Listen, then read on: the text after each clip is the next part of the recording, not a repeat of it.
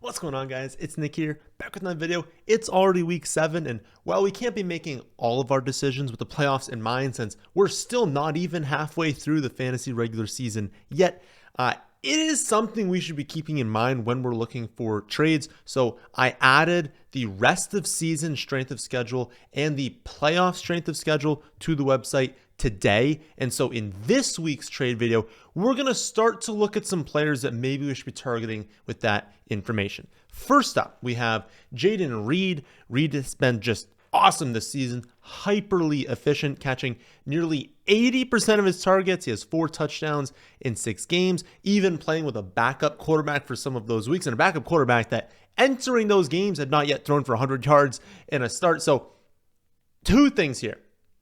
3 things, honestly. Great player. We know that Jayden Reed is an awesome player. We know that this isn't some random guy getting lucky in the end zone. He's a good player. We know that Jordan Love is good. Everything we saw in this offseason, everything we saw last season, like all the film experts can agree, he's a good quarterback. Is he going to be like a top 5 quarterback in the league?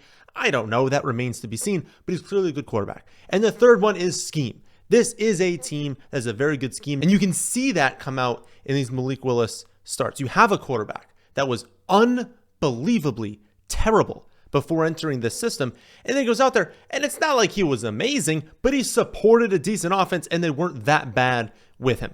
He's going to have Jayden Reed here maintaining this like really efficient role in a great offense, and you can look at the efficiency and say, oh, well, he's just getting super lucky.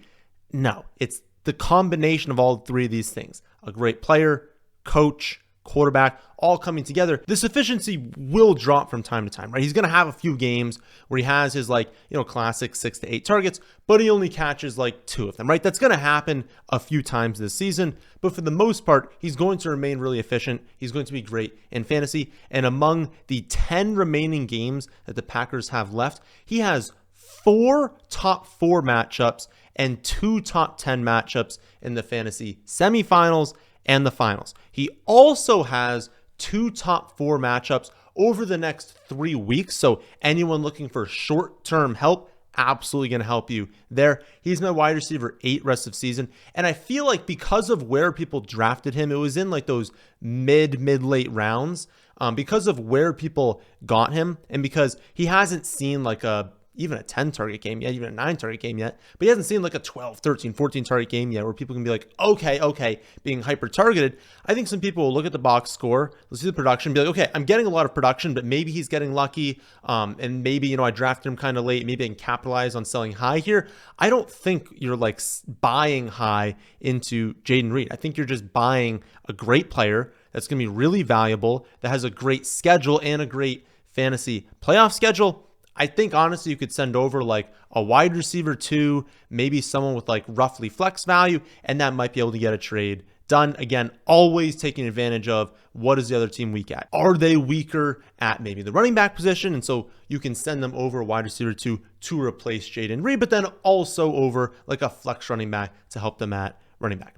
I also really like Jordan Addison, less so because of his playoff schedule. It's not a good playoff schedule, but it's nothing terrible, nothing you can't overcome.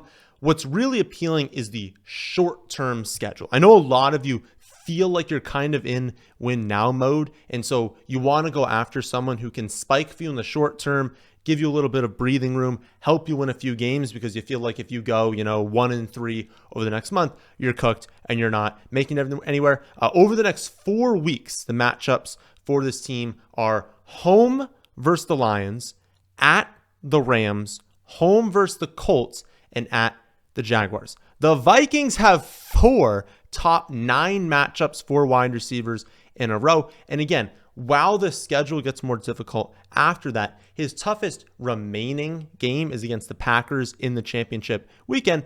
But that's a team that just a few weeks ago, he had 4 touches for 79 yards and 2 touchdowns against. The Vikings are just a very good team. And so matchup matters, but these negative matchups don't matter as much. Of course, we had the Jets matchup a few weeks ago. In that matchup, anyone's going to do bad. The Jets are just a really tough matchup for wide receivers. But basically, aside from the Jets, when you have these really good teams, these negative matchups aren't really the end of the world because scheme can kind of get it done. These great players can win in these matchups. But when you get a great team with a great scheme and they have an awesome schedule coming up, you can really elevate the ceiling. And I feel like people sometimes underrate the ceiling that he has just because, he's playing across from Justin Jefferson. He does have Sam Darnold as his quarterback, but Darnold has been fantastic this season. And in terms of creating separation, no wide receiver in the NFL who's run at least 15 routes has been better at creating separation than Jordan Addison. He's a stud. He's going to be really valuable over the next 4 weeks. And so if you're in win now mode, he'd be a priority for me. I have a bit of a risky one up next, but I kind of want to talk about Calvin Ridley. The results basically couldn't have been worse this last weekend. 0.9 full PPR points, and he had it on a carry. Somehow, despite 8 targets and 133 air yards. You'd think maybe you come down with one of those 8 targets at the very least, but 0 receptions. I know that Will Levis is bad, and Will Levis is not like getting better this season. But how can you be that bad, right? Like, how can you be that inefficient of a quarterback? Ridley was extremely frustrated in his post-game interviews. He made it a point to multiple times talk about how he needs to get more targets early in the game. They have to get him going. It's very important that they do that. I can promise you that the Titans are going to scheme up some layup routes for him early this next week to get him going. They just can't possibly not get him going for another week. Now, I'm not expecting a huge game. They're against the Bills, right? That's not a matchup where I expect Will Levis to be amazing in. But if we look ahead for Ridley, his schedule is insanely good. So the Bills are a very negative matchup for wide receivers. But even if we count that in the numbers, the Titans still have by far the easiest schedule for wide receivers, including the 3rd best playoff schedule. In their 11 remaining games, because remember, they've already had their bye, 11 games, 9 positive matchups for wide receivers with a final 5 weeks of at the Commanders versus the Jaguars versus the Bengals, at the Colts, at the Jaguars. All 5 of his last 5 games are top 9 matchups for wide receivers, with 3 of the 5 being top 3 matchups for wide receivers. I know it's been rough with Ridley this season, but he's currently had 4 negative matchups in 5 weeks, including 2 bottom 3 matchups. Again, 9 positive matchups over the next 11 games. The other outcome here, if he doesn't stay on the Titans, is, maybe the Titans decide we stink. We need to move on, because it's not like Ridley is part of their long-term future, right? He's older than people think. And so maybe they decide he's got some value. Maybe a team that's looking for a championship run but is struggling at wide receiver. I don't know that Kansas City can afford him, but if they can do some sort of deal like that, whether it's Kansas City or another team, I think someone might be willing to trade for him. Again, I don't know that this is as likely as Amari Cooper. We talked about this with Amari Cooper last week being kind of likely that either we get Winston or they trade him away. So basically 90% chance he's going to increase in value. I don't think it's to that degree, but I think Ridley could be traded. And if he's not traded, again, 9 positive matchups in the next 11 games with some very positive matchups mixed in there. Very great schedule over the final 5 weeks of the season. So either he's traded and his value goes way up, or he stays and his value goes up from what it's been right now. Again, either way, you're buying someone that is going to increase in value moving forward. At tight end, I still think you're just going all in on David Njoku. Amari Cooper is gone now, so even if they wanted to stick with Deshaun Watson all season, Njoku is going to have a massive target share, especially in the red zone, which is great for tight ends because there's a lot of weeks where the best tight end has 12 fantasy points. And so if you have someone who's capable of scoring 2 touchdowns, capable of 10 receptions, that's obviously a league winner, right? That's super valuable. He also just so happens to have the number 1 remaining strength of schedule for tight ends. And while they've publicly stood behind Deshaun Watson, you have to know behind closed doors, there are many conversations going on about how he is literally a bottom 3 quarterback this season, has not had a single good game. The Browns are a terrible organization, but I can't think they're dumb enough to actually start him all season. They've already paid him. People that are talking about, well, they paid him a bunch of money, they have to play him. No, they don't, right? They have already paid him. That is out the door. No matter what you do moving forward, you have already paid him. That is a sunk cost. And so if you believe, which is objectively true at this point, that Winston gives you a better chance of winning, going with that is basically just saying, okay, we've paid a bunch of money to someone. Would we like to win or lose? If you want to lose and pay him the money, sure, do that. But I'm thinking they probably want to win. So they're going to move to Winston at some point, just a matter of time. I don't know when that's going to happen, but when it does, there's a chance that David Njoku is a top 3 tight end rest of season. Tight end has been brutal this season, but we're starting to see a pretty clear top end form in some order, because it honestly does change every week. But in some order, you've got Bowers, McBride, Kelsey, Kittle, Engram, and Njoku. I think that's your clearly defined top 6. Maybe Laporta sees his target share increase and he squeaks in there. Maybe Ferguson, if this Dallas offense can kind of figure itself out, he can kind of squeak in there. But for the most part, if you're trying to build a championship team, Bowers, McBride, Kelsey, Kittle, Engram, and Njoku. Personally, again, I would go after Njoku. Best schedule among tight ends, great opportunity, chance that Winston becomes a quarterback. And personally, I just think he'd be the cheapest of those top 6. And so if you were looking to build a championship team, you probably want one of those top 6. And maybe you can't afford Kelsey because people kind of know at this point, yeah, he's going to increase in value. Maybe you can't afford Kittle because people kind of know at this point, yeah, he's got the best volume of every tight end so far this season. Of course, he has significant upside. Like, people kind of know. They just saw Evan Engram have like 1 billion receptions last week. But Njoku hasn't really hit his ceiling yet. And so maybe people don't see that yet, and he's the easiest to get. At quarterback, I'd be looking at Brock Purdy. He's up to 3rd in expected points per game on the season, 2nd over the last 4 weeks. He's 4th in EPA per dropback, 2nd in completion rate over expectation, 2nd in yards per pass attempt, 2nd in passing yards per game. Been given the longest time to throw, so the offensive line is taking care of that. But he's 10th in passing touchdowns, and so he's only 9th in actual fantasy points per game. He's been incredible, and honestly, he's underperformed so far. Even posting like low-end quarterback 1 numbers is underperforming for the volume he's seeing.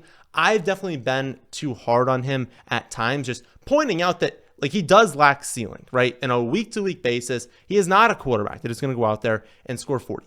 But realistically, the quarterbacks that have that sort of ceiling are Jane Daniels, Lamar Jackson, Jalen Hurts, Josh Allen.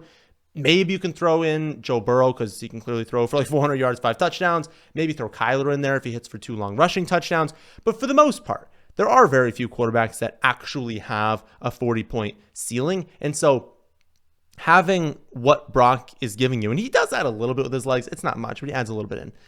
What he's been able to give you while the rest of season strength of schedule isn't amazing. If you look at the actual teams that the 49ers are going to have to play this season, there are no easy games. Like, they're going to have to remain aggressive all season. And they've also, they've lost more than they're expected to. They are not at this point a lock to make the playoffs. They probably are going to. And if you think about if they get McCaffrey back, if this team just continues being solid, they're going to make the playoffs, right? You think that, right? But from the organization standpoint, it is not a lock at this point. And you look at the schedule, again, versus the Chiefs, versus the Cowboys. Then they go on by at the Bucks, who have played exceptionally well this season, versus the Seahawks, a tough divisional game, at the Packers, at the Bills, versus the Bears, versus the Rams, at the Dolphins, and versus the Lions. There's not a single bad team on that list. Maybe throw the Dolphins in there right now, but I think by that point in the season, Tua's going to be back, right? So you think they're going to be decent there. Maybe you throw in the Bears, but they've been improving. They've been playing a lot better than expected. And by that point of the season, right, they play both these teams later on. You think they're both going to be better than they are right now. Plus, once McCaffrey is back, they're going to be able to use the running backs more in the receiving game than Mason, Guerrero. They're not using those running backs in the receiving game, especially in the red zone. So you do get more just direct handoffs, more utilizing Debo in the run game. That's why these passing touchdown numbers are a little bit lower, because they are running the ball a bit more in the red zone, especially in that red zone, increasing the touchdowns with McCaffrey. That is going to help Purdy's numbers. So again, I know I've been too hard on him at times. He does just lack that 40-point ceiling that is really nice for guys like I kind of mentioned before, Daniels, Hurts, Allen, and Lamar. But that's basically the end of the list of what we think of as having an insanely high ceiling. Purdy is just a phenomenal option that isn't going to cost you like high-end quarterback one numbers. You can probably end up trading for him as that like mid to low-end quarterback one. And I think it's going to be a really good trade, really good value to get done.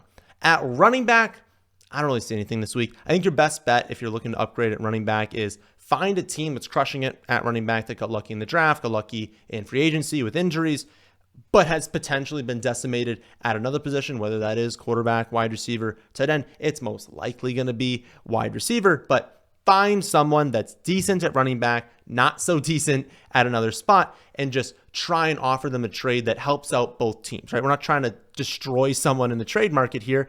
Try and find a team that has a weakness where you have a strength, take their running back, give them where they're weak at, and maybe it can benefit to both of you. So as I said to start the video, I have rest of season strength of schedule numbers up on the website now. That'll of course be updated every single week as we not only get more data on defenses, but also as teams work through their schedules and thus have different upcoming matchups. So check that out if you're interested on my website, thefantasyfootballadvice.com. Please be sure to like and subscribe if you watched this far and click the bell icon next to the subscription button.